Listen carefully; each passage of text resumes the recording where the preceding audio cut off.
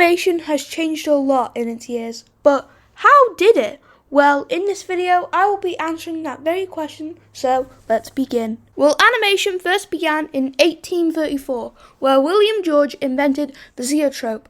But what was it? Well, it was a drum that rotated by a band of pictures that could be changed. Then in 1908, Emily created Phantasmagoria,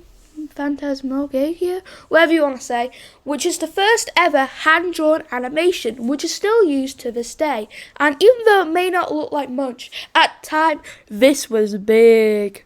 Around the same time, the first ever stop-motion film was ever made, and it was really popular. So popular that we still see stop-motion animation to this day. On the 9th of November 1919, we got the very first popular cartoon character, Felix the Cat, made by Paramount Studios. And now, I know what you're wondering, I thought it was Mickey. Well, you're actually wrong, and Felix the Cat came out 9 years before Mickey did. Then we have Universal being like, hey, that's popular. We want to be popular. So they got Walt Disney to make them a cartoon character just like that. So Walt Disney made Oswald the Lucky Rabbit, who seems to be Walt Disney's first ever popular cartoon character.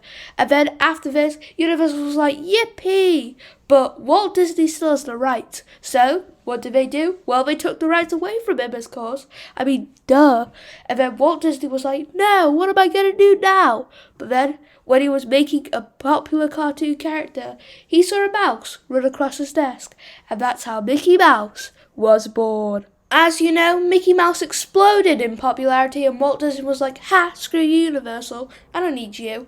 And then in 1937, Walt Disney created his first ever animated feature film, Snow White and the Seven Dwarfs, which was, as you know, also really popular, and Walt Disney was still grinning on Universal's grave. Now, even though Walt Disney was making some pretty popular films, how did he make them? Well, computers were still around back then, but they were they weren't that great. So, how did he make these films? Well, it's actually really cool. So basically, what he did was he would draw out all the bits of animation, sort of like a flip book. And then when he goes, it looks masterpiece, they will get paint and start painting all the animation and then put it on a background as a cell.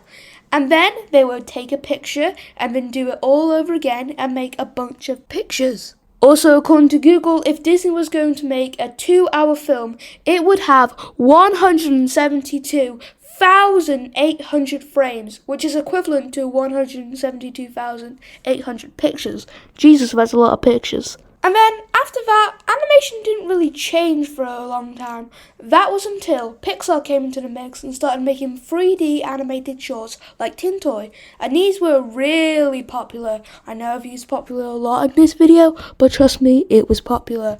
And then when this caught Disney's eye, they were like, ooh, that could make us some money. And so they teamed up with Pixar to make Toy Story, which was the first ever 3D feature film. And then after that, 3D animation just sort of evolved, and then here we are today, where animation looks so good that it literally makes my eyes explode. Anyways, now's the end of the video, and if you enjoyed, then please subscribe, and I'll see you all in the next one.